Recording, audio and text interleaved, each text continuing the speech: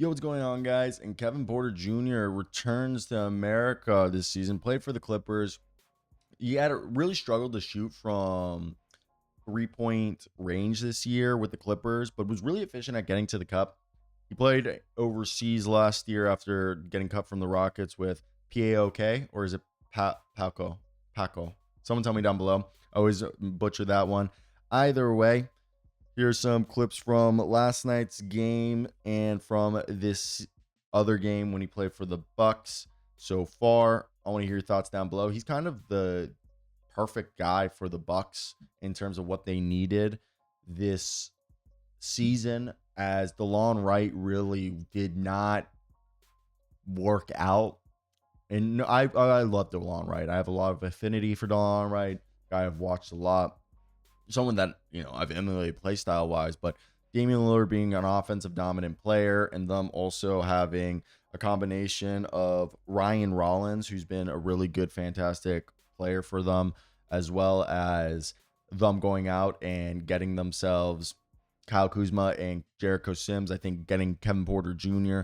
gives them a player to, obviously, if they don't convert Ryan Rollins, they'll be able to have a guy in Kevin Porter Jr. who has a player option, I believe, or a team option on his second year. And to me, I really like what they're doing. So before we start today's video, I want to hear your thoughts down below in the comment section. Do you guys agree with me with what I'm saying about Kevin Porter Jr. and his fit as a really good microwave off the bench for a Milwaukee Bucks team that needed that? And the Bucks acquisition of Kevin Porter Jr. is an intriguing one for a team that hopes to make a deep playoff run. While obviously the transaction was sending former first-round pick, who they declined his fourth-year option, MarJon Beauchamp, to the Los Angeles Clippers, may have not been a major headline move, but Porter Jr.'s potential impact on the Bucks roster, I think, could be significant. And I think if we go into today's video and talk about why this move helps Milwaukee, and so far what we've seen from Porter, it actually makes sense for a team that has championship aspirations, as Michael Porter Jr.'s path to the Bucks this season was anything but conventional.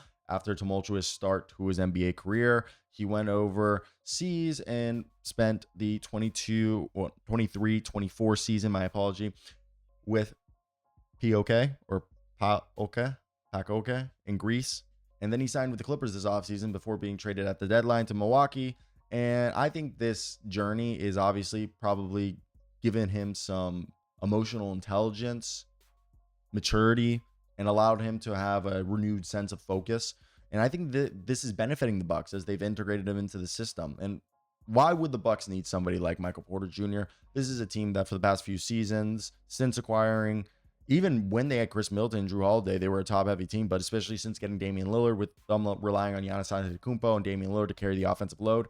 Both are MVP caliber players, but this is a team that has struggled with depth. And getting a guy like Kevin Porter Jr. outside of Lillard, the Bucks have lacked a reliable ball handler who can create for himself and others. And Giannis obviously is a secondary playmaker, but he's taken a lot more playmaking responsibilities. And obviously, ever since they moved on from point Giannis, it isn't really his natural role. And I think Kevin Porter Jr., KPJ, provides that much needed secondary ball handler who can run the offense when Lillard is off the floor, or have Damian Lillard play off ball when they're on the floor together. And Milwaukee's second unit has been inconsistent all year, often relying on streaky shooters or one-dimensional players to have a hot night. And I think Kevin Porter Jr.'s ability to create his own shot, score efficiently at the rim inside, right now through obviously only 3 games, shooting 67.7%, true shooting 58.8% from the field, is something that could be a dynamic microwave off the bench. And this is a team that's 14th in defensive rating, with perimeter defense being particularly their weakness. And Kevin Porter Jr. isn't a terrible defender. He's actually an athletic guy who has active hands. So far, he's averaging a steal a game, and he's able to guard 1s and 2s, and even has almost a 7-foot wingspan. And when he tries, he can guard some wings. I'm not saying he's elite, but Doc Rivers would be the guy to get him bought in. And through 3 games, yes, it's 3 games only, just under 16 minutes a night, he's averaging almost 9 points, 3 assists, and 3 rebounds a game with 1 steal, shooting 58.8% from the field, 33% from 3, 100% from the free throw line, and as we said, 67.7% true shooting. And Porter Jr. can play both on and off ball, and I think that makes him a fit, either playing alongside Lillard, Giannis, or a guy who can come in when Lillard sits, as he'll be able to spot up from threes, attack closeouts, and create his own shot. off the dribble or in isolation. And I think that's a skill that's going to be able to complement the stars or just complement the second unit offense. And the second unit's has struggled to maintain leads. Michael Porter Jr. is obviously going to provide that scoring punch to keep the offense flowing, but his ability to run the pick and rolls as the point guard and be a facilitator, I think will help him. And in transition, that athleticism and hustle, he can guard opposing guards and wings. And I think that's big for a team that currently ranks 5th in the Eastern Conference, 30 and 24. They remain contenders, but they've had moments where it looked like they hit their stride, but under, I guess it's technically his second season, but his first full season, Doc Rivers, this is a team that when the playoff approaches, they're going to need guys who are reliable role players who will step up in high pressure situations.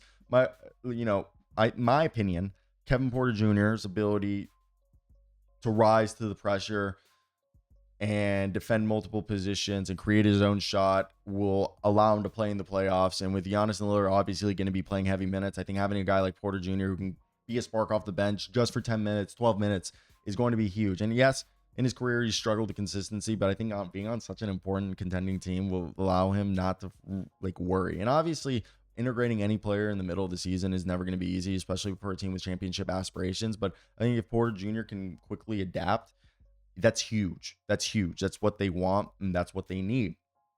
So to me, I think if he can maintain his early efficiency and continue to grow into his role, Porter Jr. could emerge as one of the most impactful midseason additions in the league. And for a team with championship aspirations, Porter Jr. has the player to be that player for Milwaukee, and his presence could be the difference maker in a team that wants to win another title to keep Giannis Antetokounmpo on the roster. And Kevin Porter Jr. specifically, his contract, if he plays well here, he signed a 2-year deal.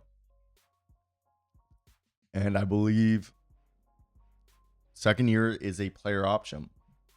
So he holds the card. He's also almost 220 pounds at 6'4". Wild.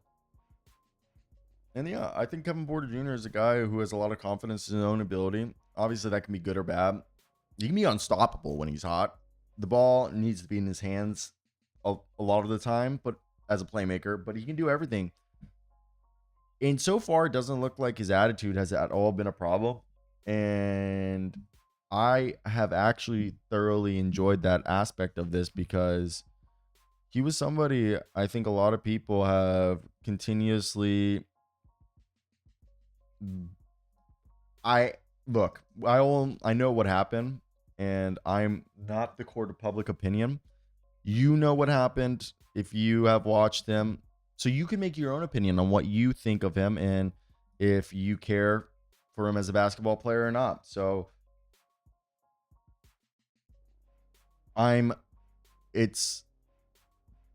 that's not my job. So that's what I'm going to put there.